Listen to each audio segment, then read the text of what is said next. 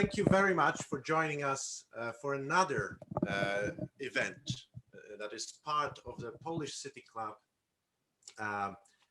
COVID series, where we tackle different issues that are so pivotal and so important in the context of the pandemic, but also in the context of how we move forward from the pandemic when that time comes. We hosted a number of excellent speakers, starting with back in March with Marek Kamiński, an explorer who conquered both poles, North and South Pole in 1 year. Then we went to talk about fintech and women in fintech and the VC sector as well as tech startup sector with Marta Krupińska, the head of Google for Startups UK, as well as Kinga Stanisławska, a VC founder. We then moved on to global finance when we hosted John Studziński, CBE, the vice chair of PIMCO, previously managing director at Blackstone. We also had two excellent economists join us to talk about the macroeconomic implications of COVID, and that were Dr. Beata Jaworczyk, the chief economist at European Bank for Reconstruction and Development, as well as Marcin Piątkowski, a senior economist at the World Bank. Then our last online event was back in July, so before the summer break. Well, those lucky enough who were able to get a summer break in this very, very difficult time of COVID. And that was a health debate with two very esteemed professors, Professor Sir Leszek Borysiewicz, the chair of Cancer Research UK, as well as Professor Karol Sikora, the head of medical school of Buckingham University, as well as the former director of the cancer program at the World Health Organization. So, as you can tell, we had numerous fantastic speakers in our series, and today is no exception.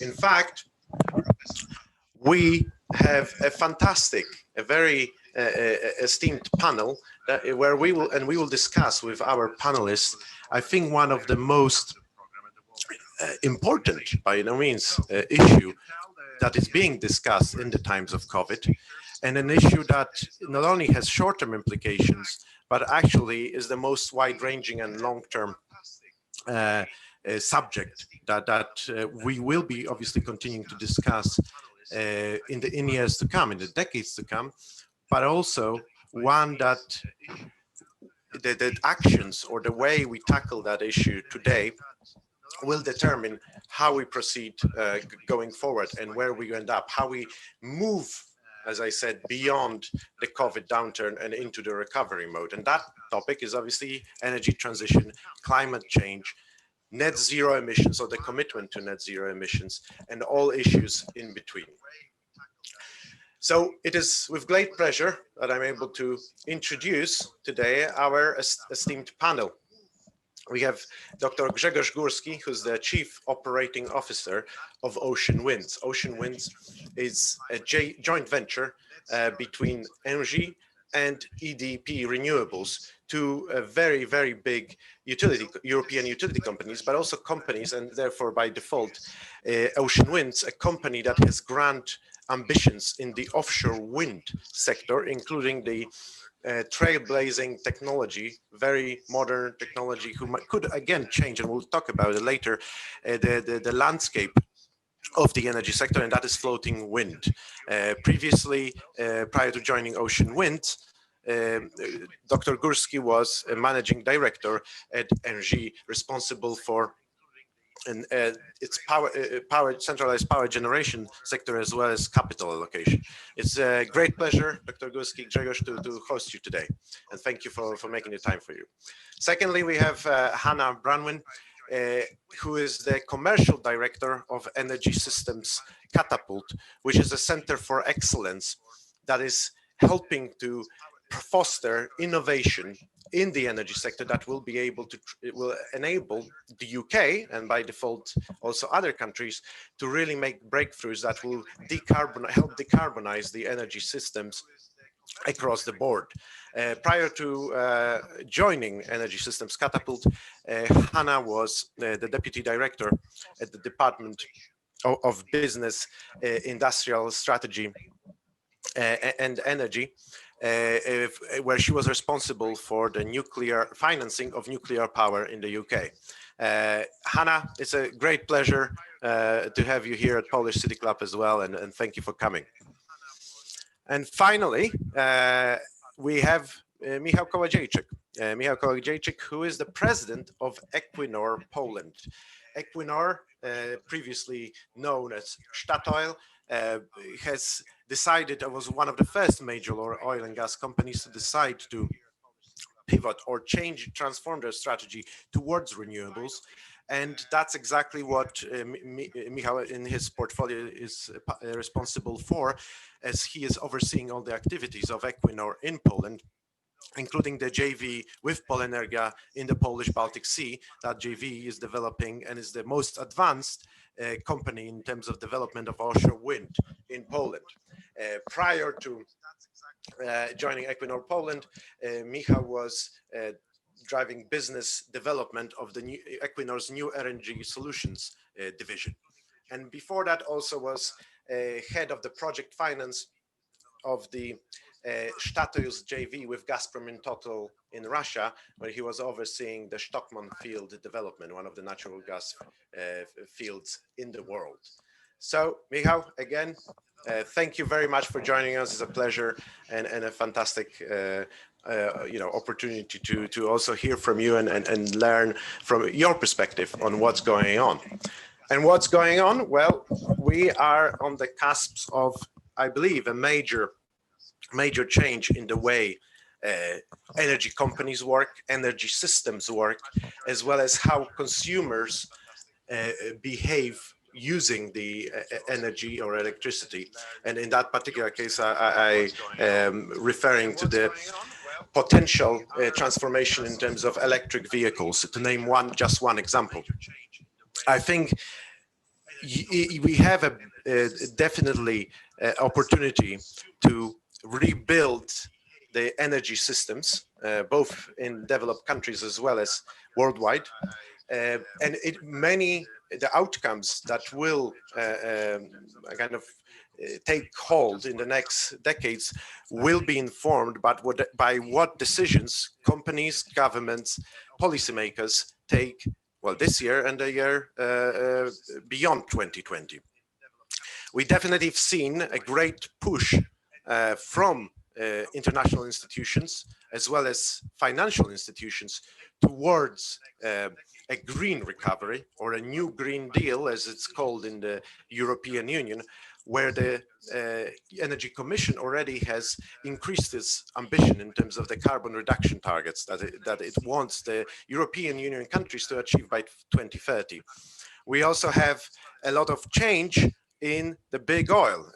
Only last week, you might have read the editorial from the Financial Times that heralded the slow death of big oil.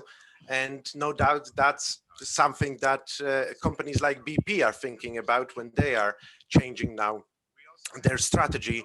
And Bernard Looney, the CEO of BP, actually has very ambitious targets as to decarbonizing BP going forward, and part of that strategy is, for example, JV, which we might mention as well, with Equinor in the US offshore wind, a deal that's been announced last week and is worth $1.1 billion. So all in all, a very, very dynamic situation. Something that, we will, as I said, affects all of us, even if we might not be interested in the energy sector per se. It will define how we go about our business going forward. So before we touch upon the issue of where we're going, perhaps we can discuss, and that's the first question to Grzegorz.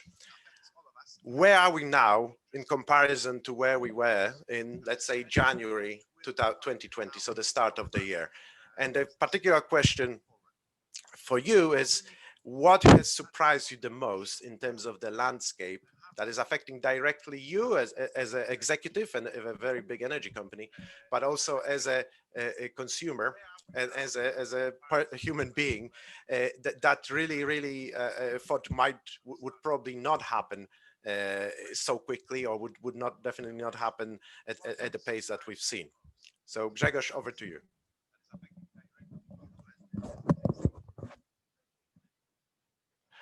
Grzegorz, you have to unmute your. Yes, sorry. So thanks, Rafa, for the question. I will start with the second part. What surprised me, because many things surprised me. Yeah? I think many of these surprises probably many of you share. First, I was surprised with the pandemic. At the beginning, I really felt like being in a movie. It's not happening. Huh? In our organized and civilized world, how it is possible. Huh? Now, when it started, okay, there was a lot of media attention to previous, to SARS, to avian flu, but this is just uncomparable. Huh? So I think I was really surprised that in our so organized and civilized world, such a disaster is possible. And lesson learned from this is disasters are not theoretical. Global scale disasters may happen. And I think this is directly related to climate change. I think people understood that even if these are two completely different things, climate change may also cause such a disaster.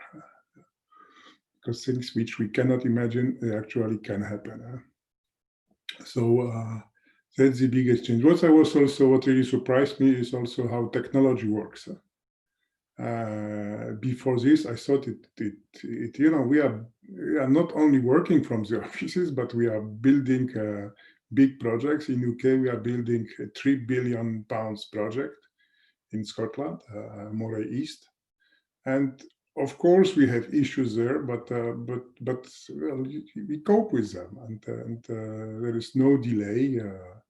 We continue, we go on. So thanks to technology, this allows to continue, and I think this is fundamentally also changing the way we will work in future. We have one after other companies saying that there is no return to the previous system. So the future work will be more, of course, will be also physical partially, but will be much more digital than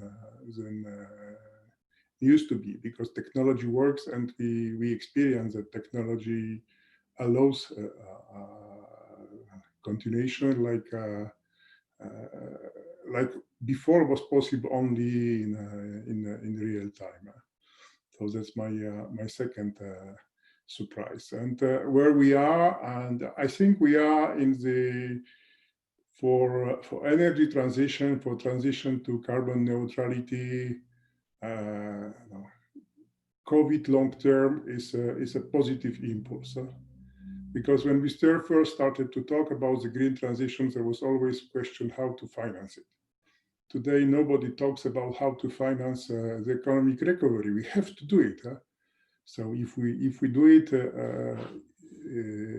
like EU plans to do it with the new Green Deal, in a green, so being it green recovery. In fact, somehow we shot two birds with we killed two birds with one shot.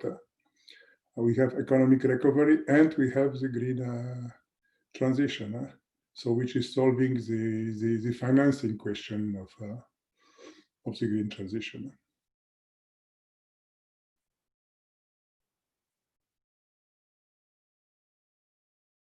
I could continue for 1 hour, but then I will not have time for others. Absolutely. Well, thank you very much, Grzegorz, for that. Hannah, what's your take? Yeah, so, I mean, you asked what's surprising.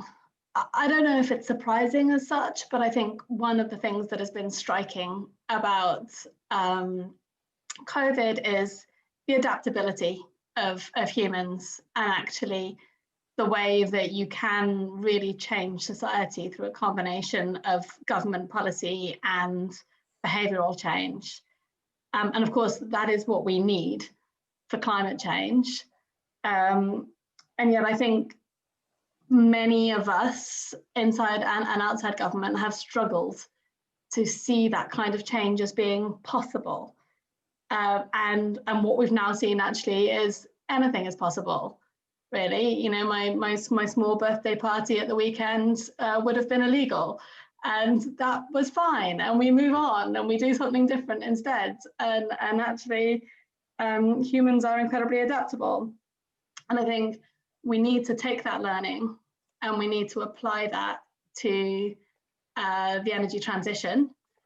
And actually, we're blessed in that we've got a little bit more time, not tons, but a bit more time for the energy transition. And what that means is probably rather than government having to mandate changes tomorrow, it can mandate changes in the next term of office, which is a huge bonus for governments needing to make change, because actually you make the next guy unpopular rather than yourself. So there's a phrase, NIMTO, not in my term of office, which is used, and we can see that playing out with things like the in the UK 2025 ban on gas boilers in new builds, the ban on fossil fuel vehicles maybe being brought forwards for 2030. It's incredibly powerful if you can mandate change and do it with that bit of time, which we don't have in COVID, but we can use in climate change to allow people to adapt, and adapt they will.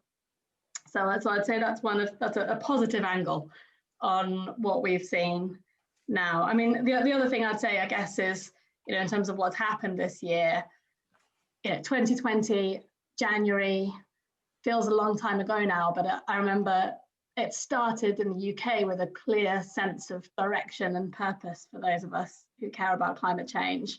You know, after chaotic government, actually we now had a government with a clear majority, elected off the back of a mandate where climate change was in the top 3 kind of concerns of the electorate for the first time ever, and cross-party support for change. Brexit was sort of out of the woods on, at least for that immediate time. And so there was a real sense of optimism. And then, of course, come March, I think a feeling of crisis.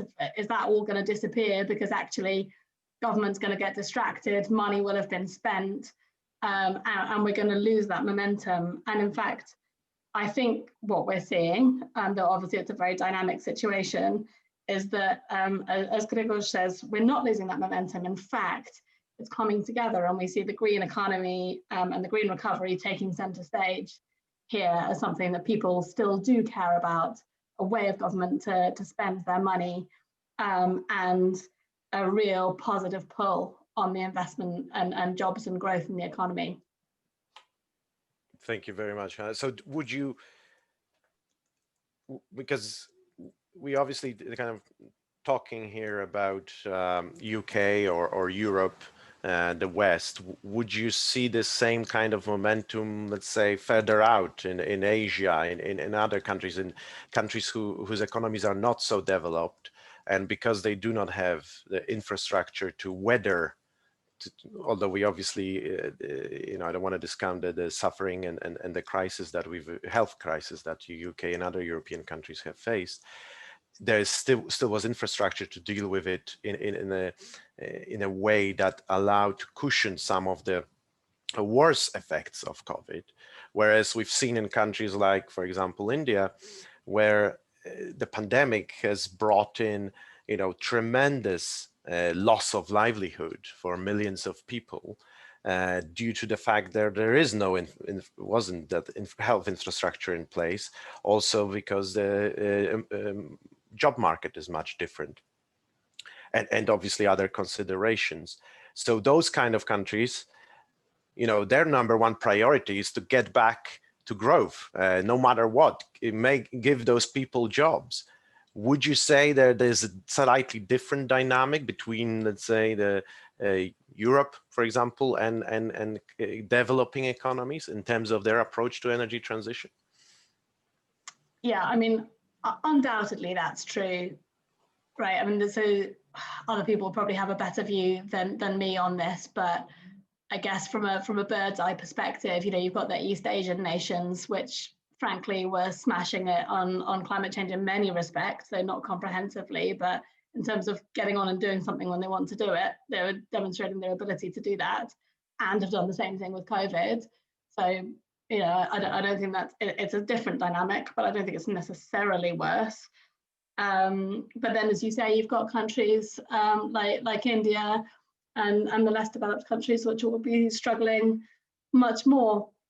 However, I think what you see there might mirror some of what you see in the UK in terms of government desire to spend money, and this being something that they can spend money on. Whether or not they spend it well, of course, is another matter. So that could help. However, kind of flows of international finance will change, and particularly development finance, and that could be a risk. But yeah, other people will know better than me exactly what's happening in that field. I'm quite UK focused these days.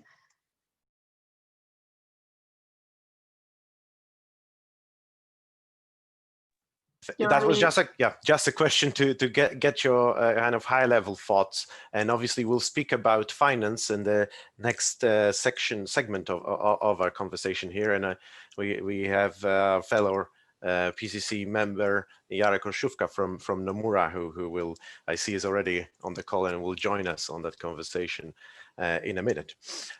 So Grzegorz, your view is COVID is giving a positive impetus to the energy transition. Hanna, you also agree, and kind of the one thing that sticks out for you is the adaptability of humans, and how that can be translated into adaptability in the energy space as well. So Michał, what are your thoughts, having heard your co-panelists as well as your experience of this year so far, and where do you see the major changes that have happened?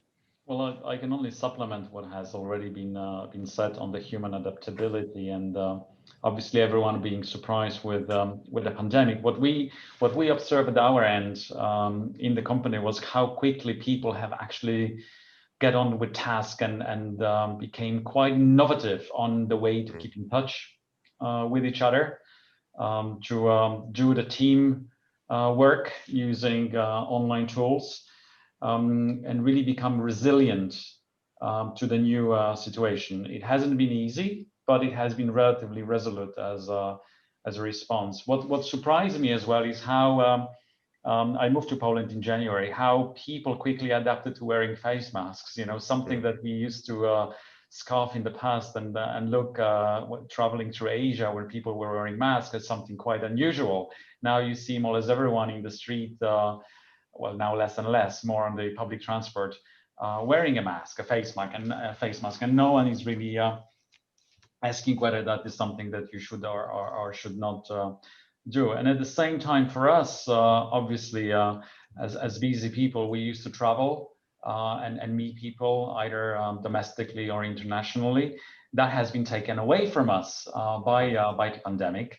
And out of a sudden, we also discovered that you can do business and relatively well do business without travel.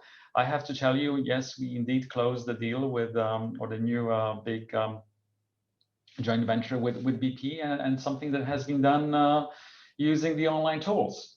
Without sort of face-to-face meetings and lengthy physical negotiations. So everything is doable. And as someone used to say before, humankind or race is very adaptable to change. And we have to adapt or perish as such. And I think we will survive that, and we will come stronger of that pandemic. So that's very much on the human front. Obviously, in the business, it has been a little bit disruptive, especially with the supply chains. And you can see that because of the national lockdowns, that led ultimately to more or less a global world shutdown or standstill. Obviously, supply chains have been disrupted. A lot of people are sort of questioning now globalization and whether that's a good trend, and whether we should not be reopening going back to regional or even district economies now, as it is probably more sustainable long term, at least in certain businesses. So that is, I think we need to expect even more changes to come our way. And as Grzegorz was saying, sort of see what is the new normal going forward, because there is no going back to the old normal by all means. Excellent. Thank you very much, Michał. So you all more or less agree on that point. I will set out a poll to see where our participants sit on this question, and I'll announce later that you can vote now. I had a question again for you, Michał, maybe specifically because you work at a company that sees both sides of the energy sector. So one part of the 2020 story is the renewables and how resilient they prove to be, and how the electricity generation in European countries, but also outside of Europe, the electricity generation has really depended on renewables, and how they were able to provide much more power to the grid, in effect pulling out almost completely coal generation from the electricity mix. So that's one part of the story, and how, you know, in a way, a perception of the stability or reliability of renewables has changed. And second part of the question is obviously what I mentioned at the beginning, which is the, well, I wouldn't say, to quote FD, a slow death of the big oil companies, but definitely looks like we're entering a stage of managed decline to some extent of those companies that are purely focused on exploration and production of hydrocarbons, particularly oil. And then looking at those two sides of the coin, you obviously work at a company that has both of those business units. How, in the case of Equinor, have you seen, you know, that dynamic play out, and how will that inform? Obviously, that's you know, to the extent you can tell, your decisions or the strategy of the company going forward, because obviously many you know, other companies might want you know, to follow the same route. Well, Equinor, thank you for that question. Equinor is quite unique. I've been with the company for more than 20 years now, and we really have evolved from a smaller sort of aspiring international oil and gas company into something that is now a proud, broad energy major, I'd say. And we had a huge transition that has started in 2017 with a name change and a strategy change, first of all, where we said we don't want to be associated just with oil and gas. We want to be part of the transition that the whole world is facing, the whole transition from this oil and gas to a low carbon future. And being majority owned by the Norwegian state, and Norway has a low carbon future highly on the agenda, that has been embraced by the company, and we've changed the name from Statoil to Equinor. So we let go of the stat or the state part of the name, and also the oil was forgotten. We created the name of Equinor, and that is something. Equinor means balance, and that is both balance between sort of the oil and gas and the future, and also balance as such, an equilibrium in the energy space. And I think we are very proud where we have sort of started that transition, that a lot of people and a lot of companies follow that. You rightly pointed out that there have been a lot of coverage and articles recently on the death of oil, and something that has been discussed before, you know, have we reached the peak oil already? Are we sort of still on our path to peak oil? Now people are saying that actually it's not important whether we have reached peak oil or not. We will actually be forgetting about oil. We will be moving to clean energy. And as a lot of companies have started the transition, you can see BP, for example, with the latest announcements and also the joint venture that we have established, it is reinventing itself as the energy company in the age of the climate change. And everyone is thinking about sort of shrinking the oil and gas divisions and then building renewables. For us, we've said that we want to invest as much as 10–15% of our capex, annual capex, in renewables. It is mostly offshore wind, although we also look at an onshore renewables. We have an ambition to be part of that transition and reduce our carbon intensity from initial production to a final consumption by at least 50% by 2050, and then also strengthen our, I'll say, industry-leading position on carbon efficient production, where we want to be carbon neutral by 2030. So we put this as part of our business, and we really see that unless you change the way your company operates and you have low carbon future as part of your growth agenda, it will be very hard for anyone to operate going forward. And we will come to the issues of finance or funding your future investments, but that becomes extremely difficult if you don't want to embrace the change that everyone is expecting. Thank you.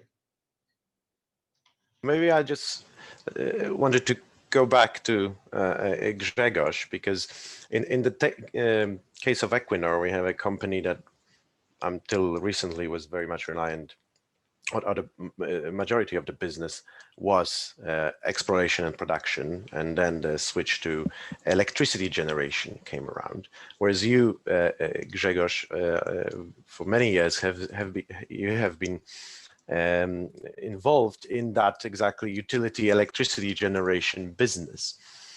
And when you look at all the media articles about oil and gas companies moving into the electricity generation space, from your experience and from where you stand as CEO of Ocean Winds and the person who worked for many years at ENGIE, what do you see are and that's also for the benefit of our audience, the major differences in the business model and the way you need to operate?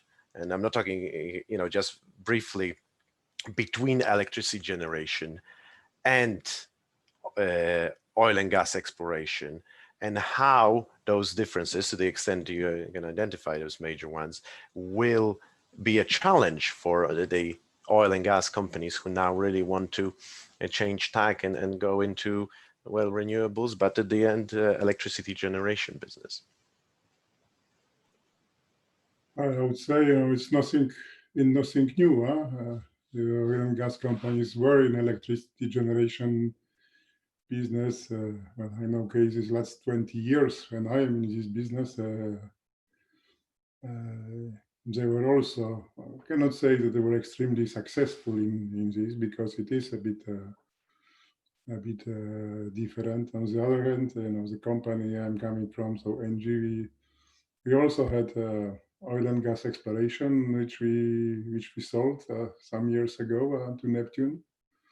We sold our LNG business. We were the biggest LNG operator in Atlantic Basin, midstream, and we sold this to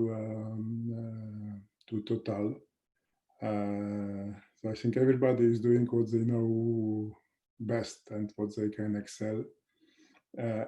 Talking about offshore wind, I think the opportunity is so huge that I am not afraid. So the market is big enough for us and for the all oil majors. And by the way, not all of them are coming to this space. You clearly see the difference between Europeans and Americans. Americans, they want to do what they know well, and they want to be good at it. And probably they have still a few decades in which they will be running good business. And I know, why not? It's also from a business sense, if you, maybe that's the right decision to milk your cow until it's dead, and then return money to the shareholders, and they may decide what they want to do, except of funding your risky ventures. Maybe the shareholders of oil companies prefer, if they want to have renewable exposure, to invest in pure renewable companies. So there is no one way, and I cannot say what is good, what is bad, and certainly, the transition will take decades. There is a famous quote of Saudi oil minister: "The Stone Age didn't finish because there was no stones." So I think we can use the same for oil. It will still take decades. If we think what is energy transition, I think it's two-step process. Energy transition is electrify everything. So all consumption of energy should be through consumption of electricity, or as much as possible, and then generate this electricity in a renewable way. So this is such a task that it will certainly take decades. And you asked earlier also, about the emerging economies, how they will react. Well, certainly not the same way. Certainly, India will not spend 100 billion on developing hydrogen. But once hydrogen, will go quickly on the learning curve with this money in Europe, then India will do it also, like they do with solar, thanks to money paid by German taxpayers. Because solar was pushed by Germany, and it's there where it is today, with cost below 2 cents per kilowatt hour, because of German taxpayer. So it will be the same with other technologies. But certainly, even in these emerging economies, there will be a move towards some sort of, say, less green recovery than in developed countries, but also the same. And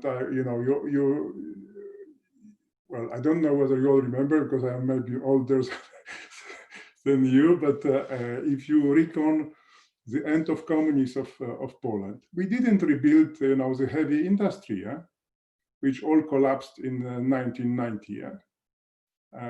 So it will be a little bit the same. When we are rebuilding, we are doing on something new, and something new is something green. Thank you. Thank you very much, Grzegorz. And we have our results of the poll, and the winning answer, and the question was, will the COVID crisis lead to increased efforts in tackling climate change and thus help accelerate the energy transition?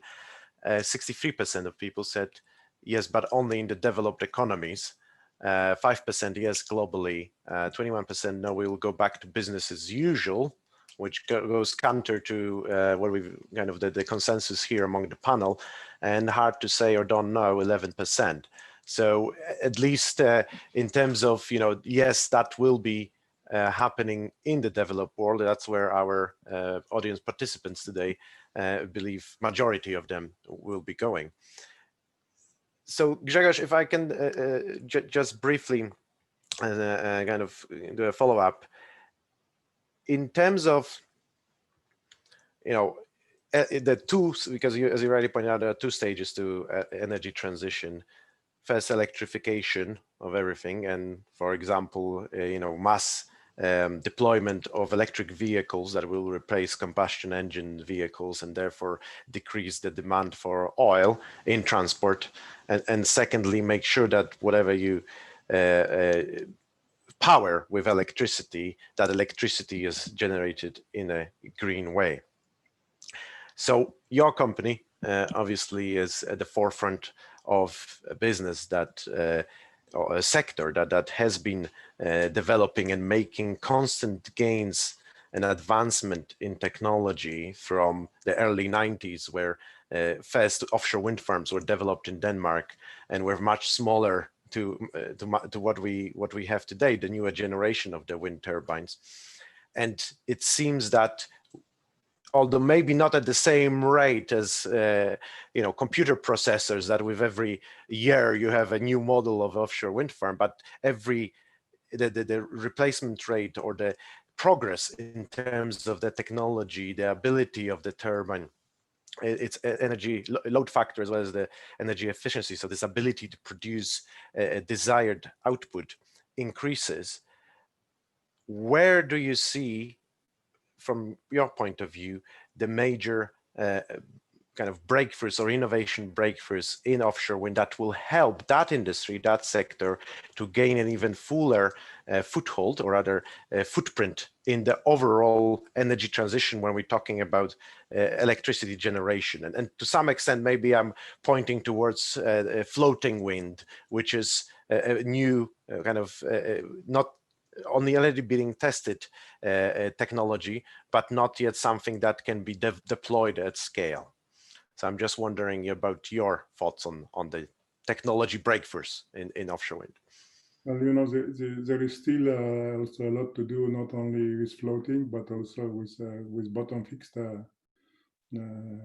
offshore wind, and certainly, in many parts of the world, this will be the backbone of future energy systems. And certainly in Europe, as illustrated with figures, if today we are roughly above 20 gigawatt of offshore wind installed in Europe, the 2050 scenarios, the most pessimistic scenario is 250, so say 11 times more. The most optimistic scenario is 450. So it's 20 something times more. So it's a huge opportunity just in Europe, and the costs will continue to decrease for bottom fixed through the smaller scale, innovating on smaller things, but chipping out cents and cents of the levelized cost of electricity. The big factor which we see is scale, increasing the size of turbine. So when we started, it was 2 megawatt. What you can buy today is 14. That's the biggest commercially available. And certainly is not the end. So we see now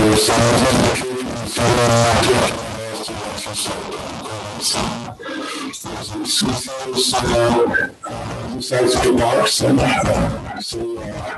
Today we are building parks which are between, say, half gigawatt and gigawatt. And congrats, Michał, for your last year's CFD in UK, but the winner was 3.6 gigawatt project. This illustrates the scale, and also the economics is very simple. My simple benchmark here, each time you double the size of the park, the LCOE is going down 10-15%.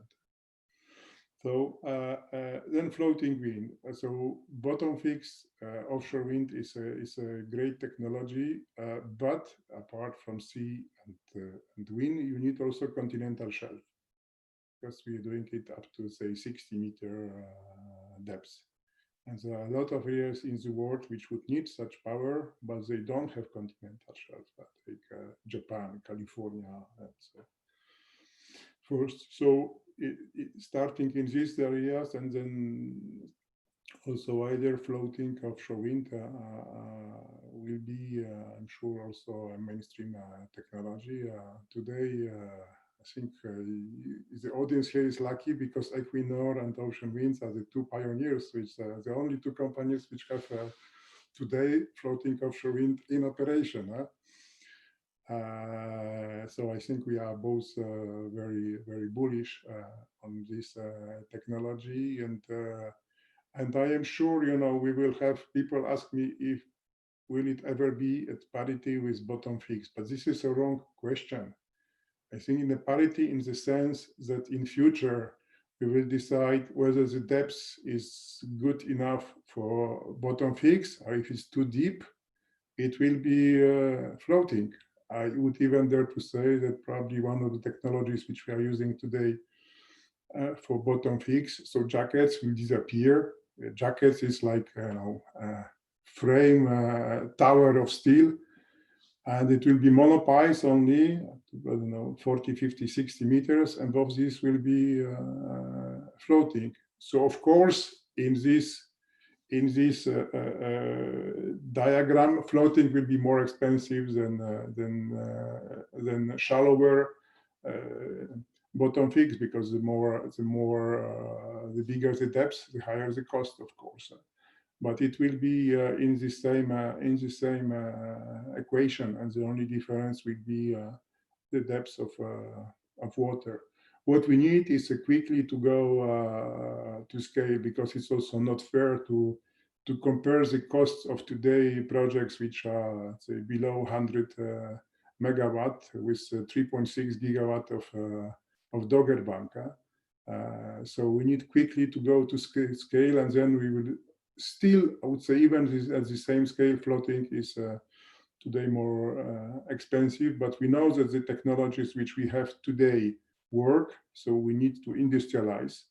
And then certainly there will be also, there is always competition of technologies, competition of developers, and that's the best recipe for progress. Thank you very much, Grzegorz. I just wanted to make a short announcement to our participants. You can, if you wish to, and I hope you do, ask the panelists questions, please use the Q&A function at the bottom of the Zoom display. So use the Q&A to ask participants questions, and then I'm sure we'll be able to address them before the end. So please go ahead. Hannah, just turning to you now, because we were talking about innovation and technological developments, what's new in offshore wind and what the future looks like.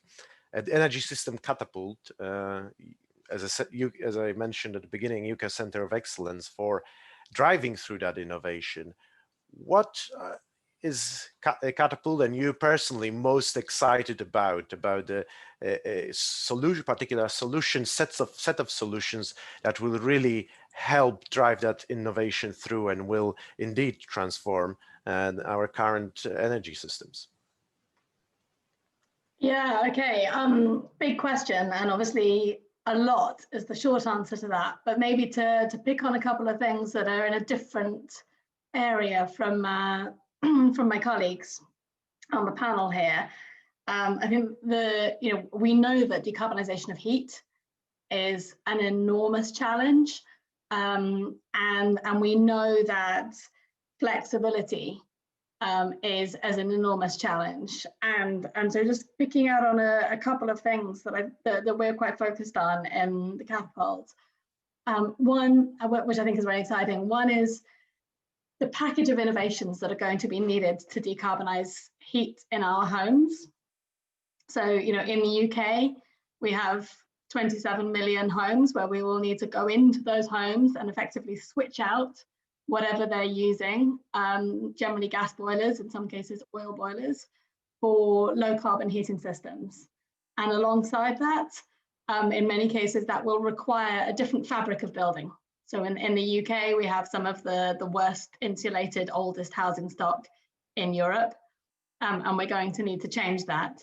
And the technologies that we use, which I think are really exciting, are going to have to be heat pumps, heat storage, heat networks, whether that's powered through kind of large scale heat pumps, or even nuclear small modular reactors, actually a very good source if it could be publicly acceptable and we could get the right policy framework in place. Now, there's a lot of technical innovation there happening, which is really exciting. But to make it work, we're also going to need policy innovation and kind of business model innovation. So one of the things that we've been exploring is the concept of heat as a service. So to saying to consumers, rather than paying for your units of gas, and frankly, most consumers don't understand how that works, what they're paying for, it doesn't actually really suit them. How about instead you buy a solution? So you say, I would like to have my living room at 19 degrees and from these hours and these hours, and my bedroom at whatever degrees from these hours and these hours. And that gets priced up for you by an energy supplier. And we've done experiments alone and with energy suppliers testing this. And what we find is that consumers much prefer it. And if they're willing to pay more for it, and if you do that, they will also allow you to then swap out their gas boiler for a heat pump or whatever the appropriate solution is for their home.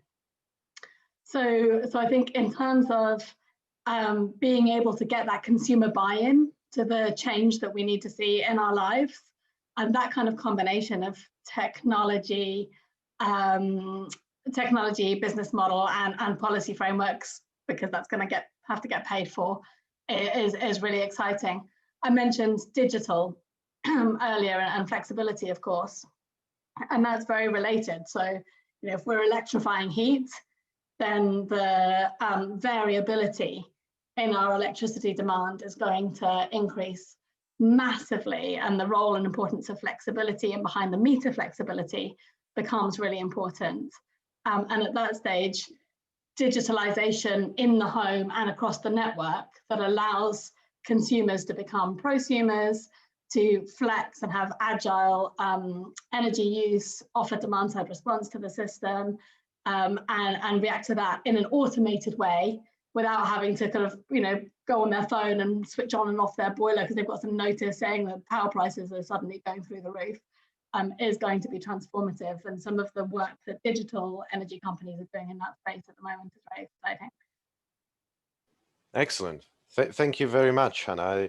I actually would like to pick up a bit later on the point of flexibility and whether our energy infrastructure and the grids are actually prepared for that at the moment, which I assume they're not, and that will obviously require a lot of investment, which brings me to the point of finance and financing the energy transition. We obviously mentioned the fact that consumers, and Grzegorz, you mentioned the German taxpayers picking up the bill for some of the breakthroughs in the technology.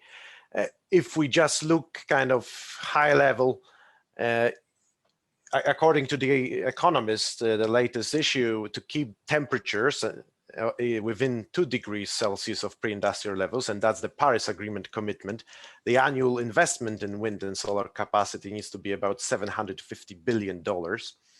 And we're going back again to what I mentioned at the beginning, for example, alone, BP's aim to build 50 gigawatts of renewable capacity by 2030, which has been announced recently, will require $20 billion of investment. So we are talking here about very substantial amounts of money. And with this in mind, I'd like to bring in my fellow Polish City Club member, Jarek Olszówka, who's the head of sustainable finance at Nomura, International Investment Bank. Jarek, welcome. And I'm glad you could join us. Hi, I hope you can hear me well. I'm in a deep countryside on the verge of a forest in Podlubelska Wieś, literally. So I was quite concerned whether the internet connection would be strong enough. We can hear you well. So it's very, very good.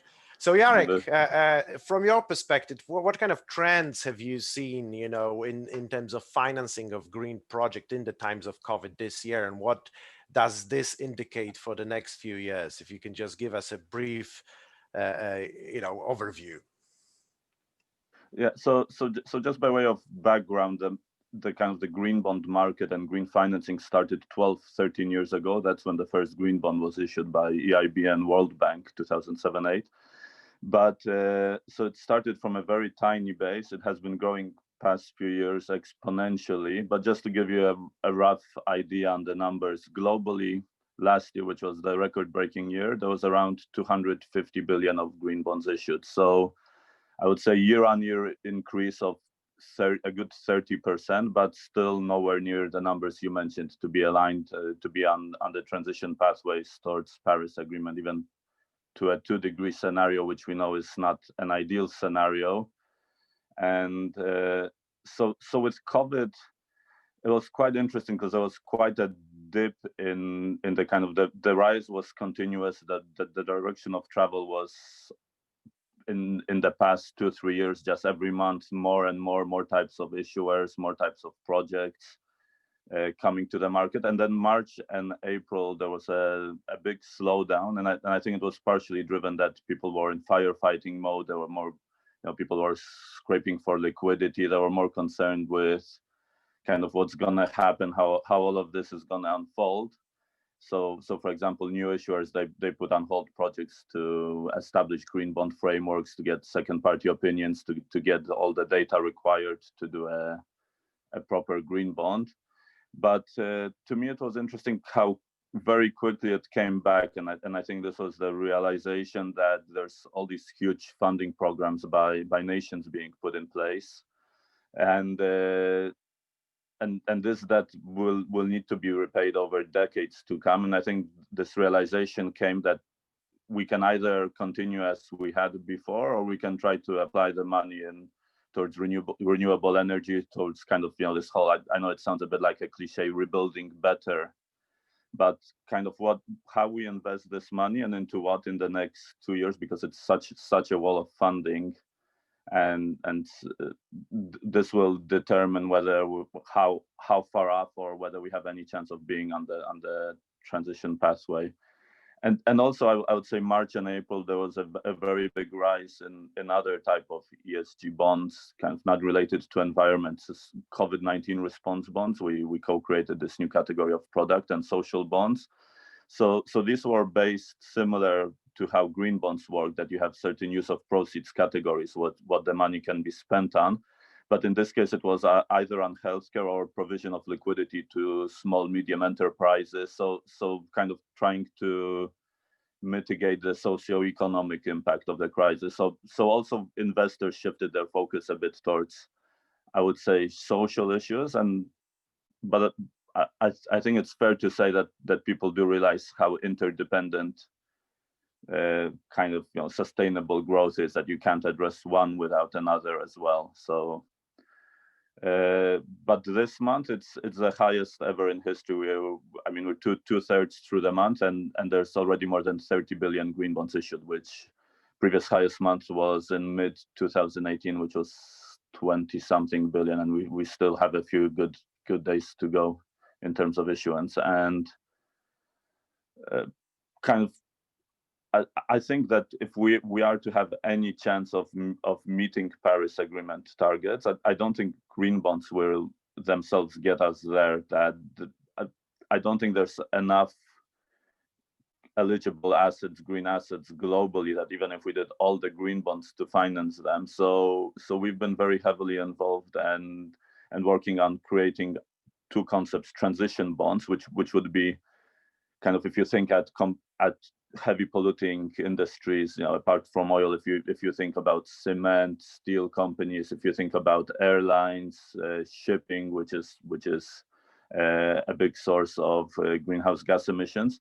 So it stems from a realization that we need to get these kind of being a bit more pragmatic, that we need to get these very brown companies to be kind of less brown and more green. That there's no technology to create green cement at the moment, or to have fully electric commercial aviation between continents. So and previously the problem with green bonds was that also we don't want to do it as a subcategory of green bonds, because I think then you'll get straight away an article in The Economist or in the Financial Times saying what oil company doing a green bond, which actually we did see a few years ago, Repsol, and they got very heavily criticized, saying this is all smoke and mirrors, this is pure greenwashing. How can an oil company, which is part of a problem, be part of the solution? So this kind of separate label, which is from kind of day one, is meant to kind of not pretend that these are green companies in any way, but a lot of people are realizing that if you want to really reduce the emissions, you need to look at the main sources, and that's kind of the delta. That's how you're gonna achieve targets. And other products, and interestingly, Enel, the Italian state energy company, was the first one to do it in the world. And instead of kind of looking where the money is applied, like green bonds or transition bonds or social bonds, which are based on certain types of expenditures or capex that qualifies, we've co-created something called KPI-linked bonds, and this is what Enel issued. So they can use the money whatever they want, but within the bond documentation and in the terms of the financing, there's certain ESG metrics and targets, and if they miss these targets, in the case of Enel, they committed that in a couple of years' time that the energy they generate from renewable sources to their total mix has to be minimum 55%. At the moment, they're at 45%, and if they miss this target, there's a step up in the coupon in the cost of financing. So again, so this type of instrument, it doesn't limit you by kind of needing to have eligible assets. It's kind of triggered and works off certain KPIs, and meeting those KPIs, and there's either penalties or rewards. So motivating companies to improve their, I would say, overall sustainability. It can be related to greenhouse gas emissions. We can set also all sorts of. We recently had last week an example. Novartis did a bond where the terms of the financing will differ depending if they manage to increase vaccinations in low and middle income countries for malaria, cholera, and a number of diseases. And so they commit to increase in these poorer regions by 200%. And if they miss it, then there's certain adverse penalties. So I think what we're trying to do is not only be supportive of kind of renewable energy, and I mean what Hannah mentioned, huge source are buildings, for example. So energy efficiency of buildings, because and that's a very popular category for green bonds. We're trying to think how we can scale up the market by attracting other industries to take part in the transition. Because also historically the problem was that a lot of the companies specializing in photovoltaic and in solar, that they were subscale from our perspective, that we need to, when we access global capital markets, we try to make sure that it's a liquid benchmark size bond. So for example, minimum in certain currencies is equivalent of $300 million per bond. So, and a lot of these companies in the previous years, they were at very early stages and they were simply too small. It didn't make sense for them to be, or they didn't have the capability, the credit ratings. But sorry, I don't want to hijack, because I can go on forever on this topic. No, that's very fortunately actually, or unfortunately, and very interesting, very informative insight, Jarek. So you focused on the green bonds, but I think, would you say that across the board you see the ESG, so environmental, social, government metrics, as gaining more and more importance in terms of how investors see the viability of particular projects or particular companies? So it's no longer just, yes, it's to some extent voluntary, but it actually does matter a great deal when investors, financial institutions are making decisions. Yeah, it does matter, and it starts to reflect that if you have an issuer and they do a green bond, it tends to price tighter, so they do see a financial benefit. Despite the credit riskiness is the same, because recourse is to the entire balance sheet of the borrower. These are not like project finance bonds, which only get repaid from the cash flows generated by the specific green assets. There's huge oversubscription. So if we have let's say Germany issued their first green bond last week. It was big news. They issued 6.5 billion a green bond. This was first ever 10-year bond, and they managed to save 1 basis point. So you can say that doesn't sound like a lot, but considering it's the same riskiness, and I mean, to me, it's very, in our discussions, it's very tangible, and it's almost it's actually the asset managers and the buy side who are driving a lot of this. It's almost like an arms race, that who can better integrate, who can apply ESG in their analysis, because they know they need to do it equally, because they get a lot of push for, especially from the younger generation, from millennials, for whom climate change is very high on the agenda.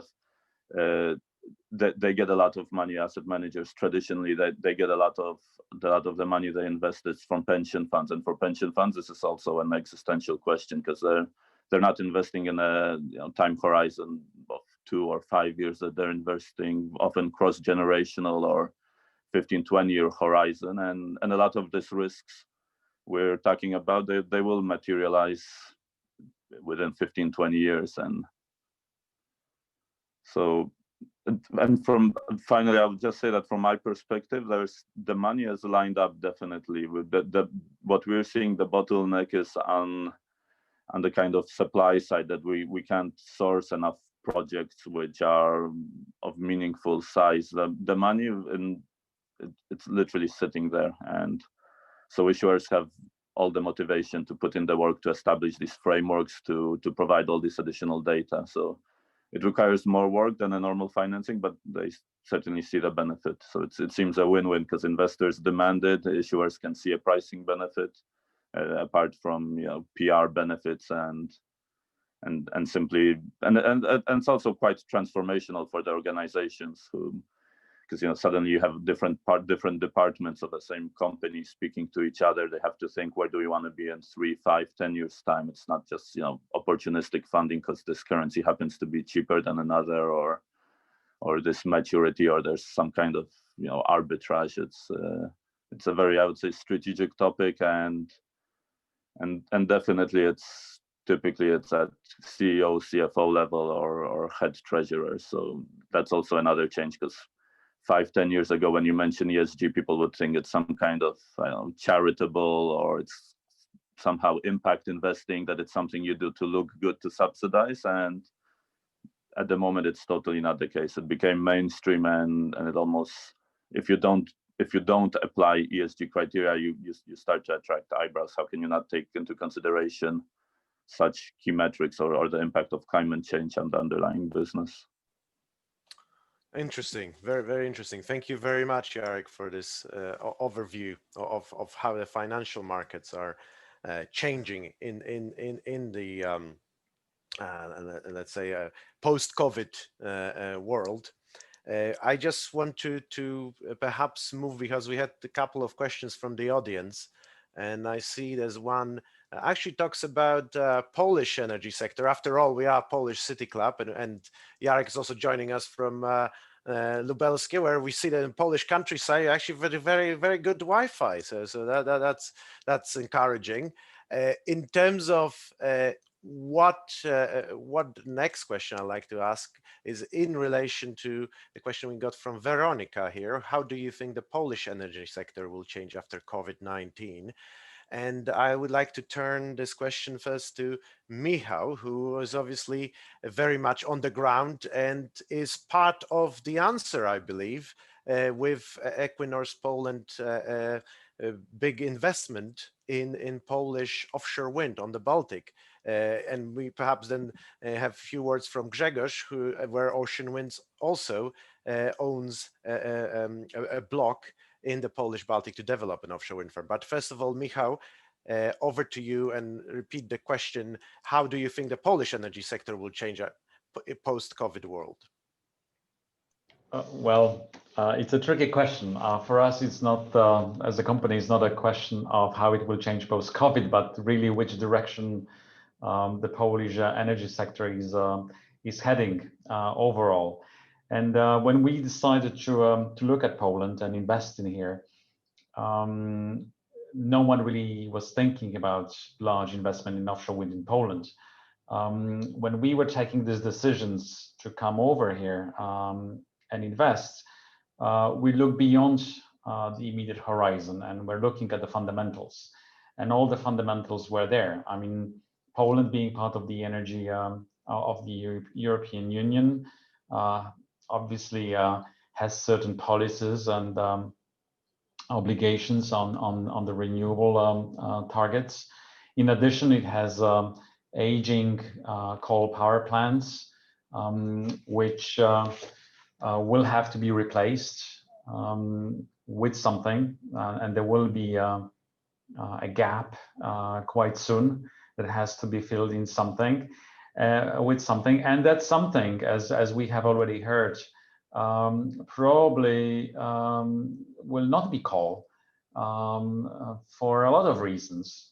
One is that it becomes extremely expensive because of the CO2 emission price, and B, there is less and less people to finance coal. Even if you are able, it is becoming very difficult to fund it. And then in addition, you have things like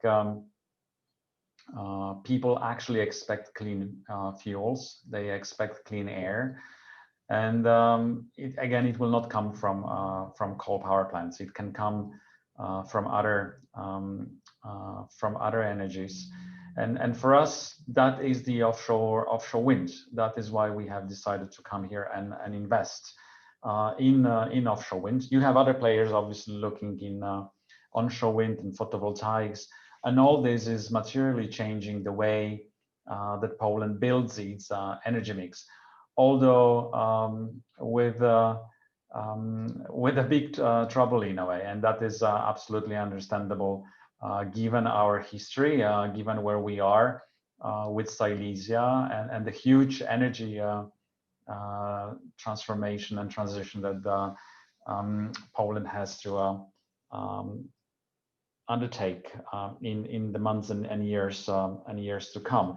At the same time, I think COVID helps, and that has already been mentioned, because a lot of organizations, and European Union is one of those, is giving a lot of money and funds to help.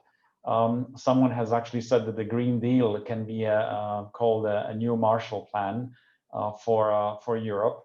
Europe has set aside, I think it's around 750 billion euro package as a recovery proposal, and 25% of that is supposed to be spent as a stimulus for climate-friendly measures going forward. And Poland, again, will probably benefit a lot from that money. That will create jobs, it will help Silesia, it will actually provide a lot of opportunities to countries like Poland. So hopefully in 10 to 20 years, it will be very different energy landscape in the country here, with a lot of greener economy. Excellent. Thank you very much, Miros. Maybe Grzegorz, over to you. What are your thoughts, obviously now with ocean winds also involved in the Polish offshore wind sector, about the changes that are coming and how fast, and what do you see happening in the next few years in Poland, especially that before you worked at ENGIE in Paris, you also were in charge of the business of power generation business in Poland. So you saw how it was a number of years ago and where it's likely to go next. Well, yes, I was in charge of energy business, not only in Poland, but in part of Europe, and was part of the executive team of ENGIE Energy, which was at the time called GDF Energy Europe. So I have, somehow I have links with coal. I'm even born in Katowice. And for years, I entered the energy world in 2000 when a company of the group, Electrabel, bought Połaniec power plant. in year 2000. And this is my start in the energy. Before I was working in environment. So I have learned this, with climate change, with coal. This is both strategic, the sustainability question of the planet, but it's really now very straight to economics. In Poland, I saw in past a lot of denials of this economics. Just to give you examples, the last investment decision we took in ENGIE for coal in Europe were in 2008, when we decided to build two plants, one in Rotterdam, one in Wilhelmshaven. They costed almost 3 billion euro to build. Before we commissioned them, we have written off 2 billion of these three. And last year we sold them with two other older plants in Germany for 200 million. So that's the scale of value destruction. And people were talking about building new coal even last year in Poland. And I think still not all constructions are finished. It's still being built. So this is certainly value destruction, and this money will be lost. So what I see today, and we see plans to do something like transferring all the coal assets into a sort of bad utility. I don't know how long it will survive, because this bad utility existence on the market would mean prices will be higher than they could be, which is not bad for me, because we will have higher bonuses, but it's not necessarily so good for consumers. So I wonder how long these few dozen million consumers will be hostages of a smaller group of people working in coal mines. I think now we see now plans changing. Recently, Minister Kurtyka, the Minister of Climate, announced a new one, which is much lower forecast of coal share in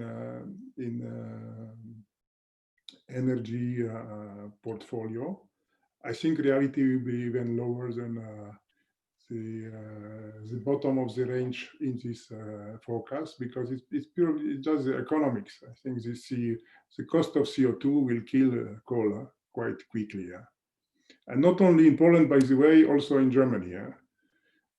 It won't be 2038.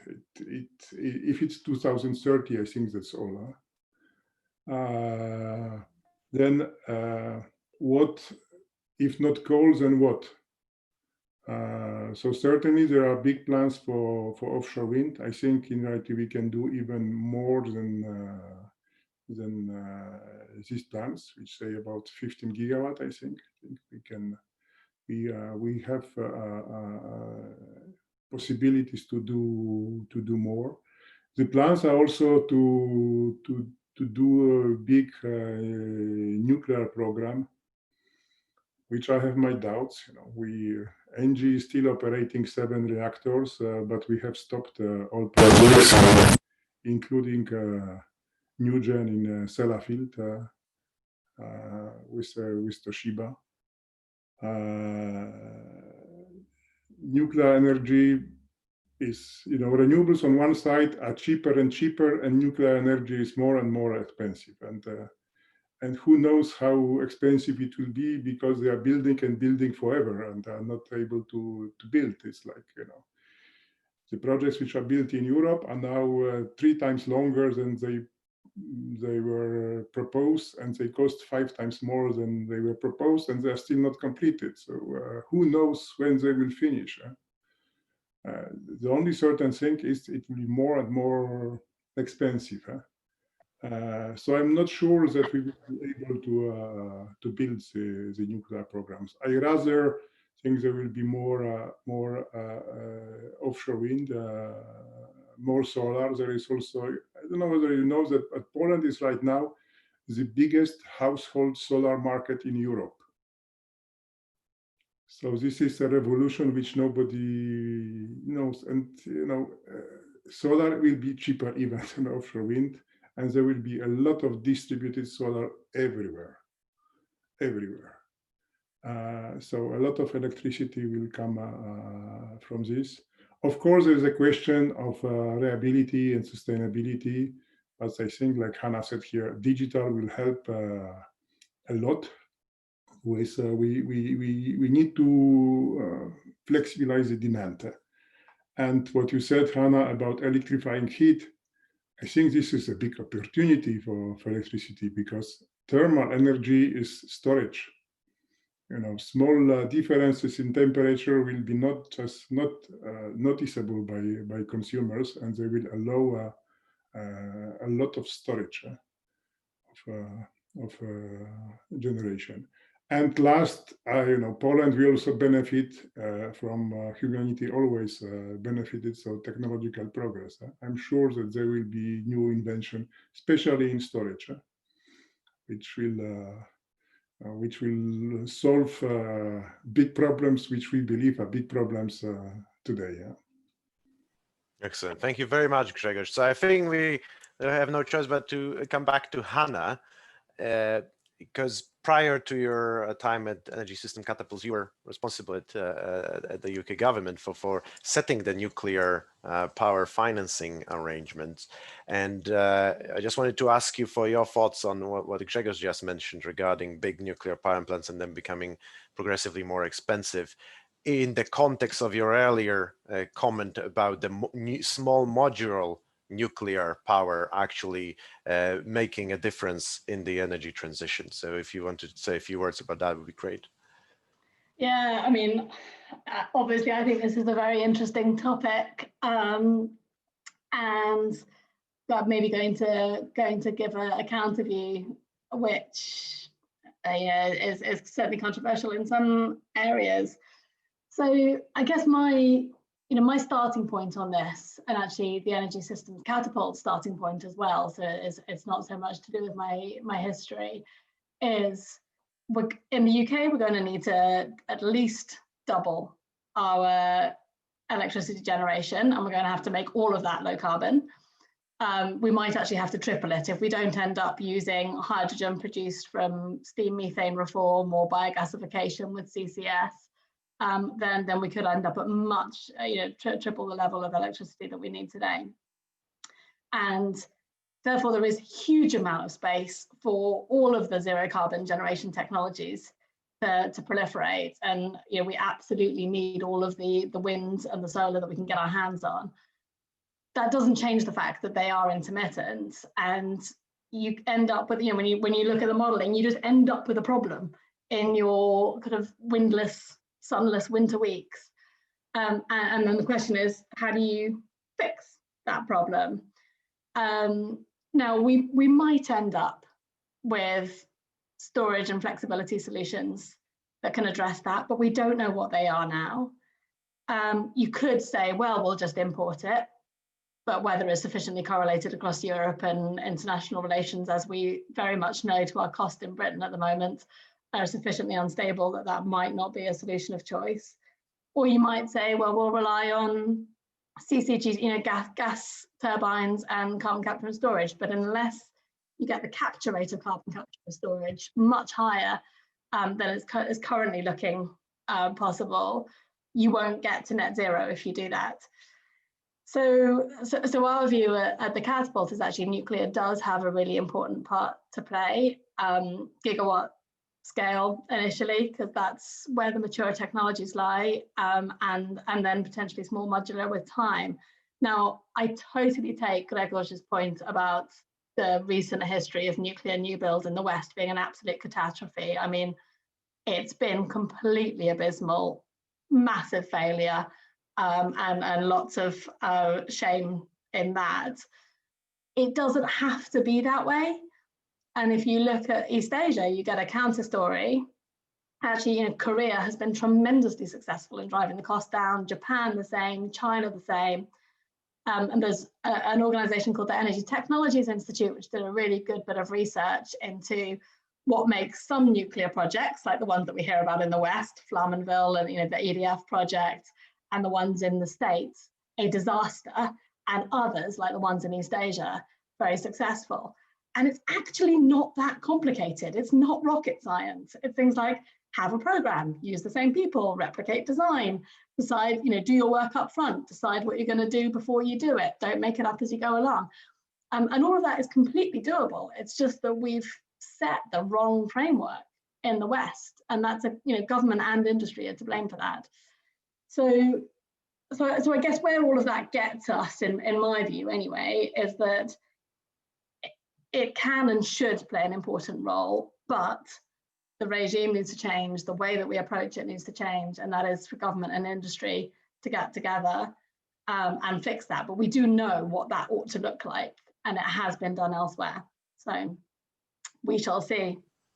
Excellent. Thank you very much, Hannah.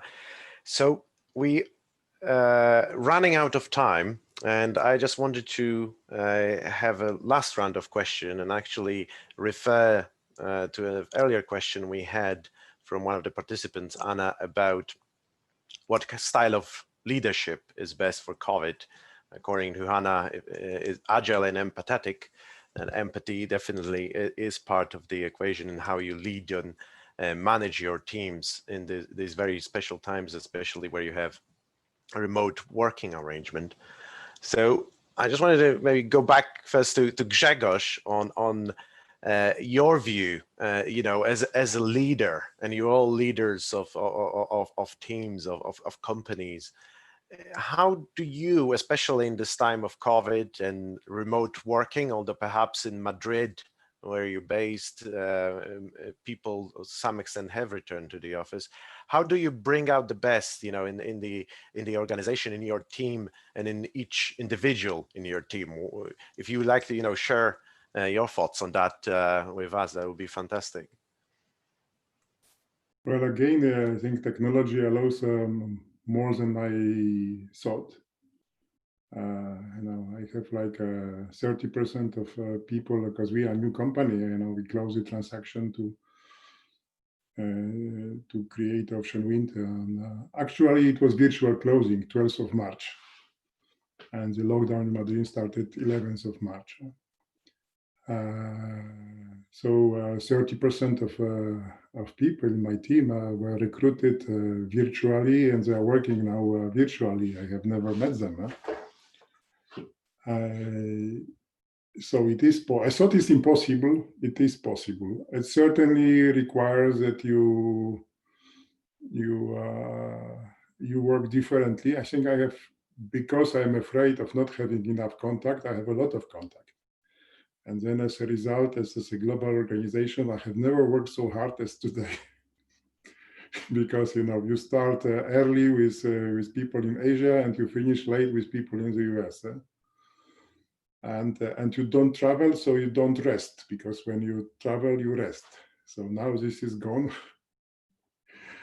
There is some travel, but with a lot of preparations, and I have to get tested before and after. And I think so the human interaction, thanks to technology, is as good as in person. Well, we have to do a lot to really stay in touch all the time with your teams, because you have to, and not only try to do also not just work, but do also some time just for chats, like you would have around the coffee machine. So Friday evenings, we do a glass of wine together. We just chat, each of us drinking wine, and so do some socializing, like you do with your friends. Do also with your teammates, because it's not only work. As a team. Absolutely. No, that's absolutely fascinating about the way the formation of your team kind of coincided with the pandemic and the fact that your team has been a virtual team from the start. So it's even more impressive how, Ocean Winds has kind of, hit the ground running, if you like. We still all dream about getting together, in person. Yeah, that's the real glass. Indeed. So I think at Polish City Club as well, we share that sentiment. What about Michał? What about from your perspective? Would you like to add something to what Grzegorz has said, or maybe also, what kind of business or other advice that you received, this year you thought was the best advice for the times of COVID and for the times of, working remotely and managing teams remotely? Yeah, I have a couple of reflections here. We obviously discussed it in the leadership team. We started to discuss it very early on this year. In addition to COVID, what we were facing, obviously, in the beginning was also the low price environment in the oil and gas, which didn't help at all, coupled with the COVID situation. And some of the things that we were seeing both as an internal advice discussion and reflections was that you can't really control what is happening in the market and what's happening in the world, but we as individuals, as leaders, as a company can control our response. And that has been driving our mindset, how to shape that response. And especially on COVID, we say that it is important for us as leaders to give comfort in times of huge uncertainty to the organization. And we can do this, as Grzegorz already mentioned, by staying close to our people. I, for example, have institutionalized more as a daily check-in routine for my immediate team. So every day we would just start a day by 30 minutes chat online via Teams, and not talk about business, but how you're feeling, how you're doing, and what have you. And that is quite important because we forget people have been isolated from one day to another, and a lot of people have families and they have sort of their own communas, as we call them, to rely and hang on to, and some on the other hand feel isolated working from home as they are on their own. So the mental health focus has been quite important to us in this time. We allow people a lot of flexibility in choosing their work pattern these days. So you don't have to sort of sit in front of the computer all the time during the day. If you want to work during the night, obviously, if you don't have meetings and what have you, that sort of requests you to be there, do that by all means. And remember that a lot of people have been juggling, kids stranded with them at home and what have you. So that has been extremely important to have that. One of you said chief empathy officer, to be mindful that people are at home, have different situations, and it is important for us to allow them to deliver in this flexible arrangement as they see fit. And in addition, one thing that is important for us as leaders, I guess, to help in these times of uncertainty is to avoid contributing to speculations, and that is really important. If you see people sort of, if you hear people speculating, cut it short. It doesn't help. It just adds to the turmoil that we already facing, and it's absolutely not required. So these are the themes that we have been discussing and the stance that we have been trying to deploy in our teams, in the leadership teams, to steer people through these difficult times. Excellent. Thank you very much, Michał. Hanna, final word. Will you have anything to add what Grzegorz and Michał said already, or you have a bit different perspective? Yeah, or some... I mean, So I totally agree with what they've said about communication and informal communication and empathy and thinking about other people's other situations. I think the one thing I would add, just from our organization has got a lot of engineers and engineers, modelers, digital people, quite hard, and they really like parameters and they like predictability. And one of the things that I think we have found is needing to get that balance between giving people some certainty and clarity and expectation, but also being able to be flexible and agile when circumstances change around us.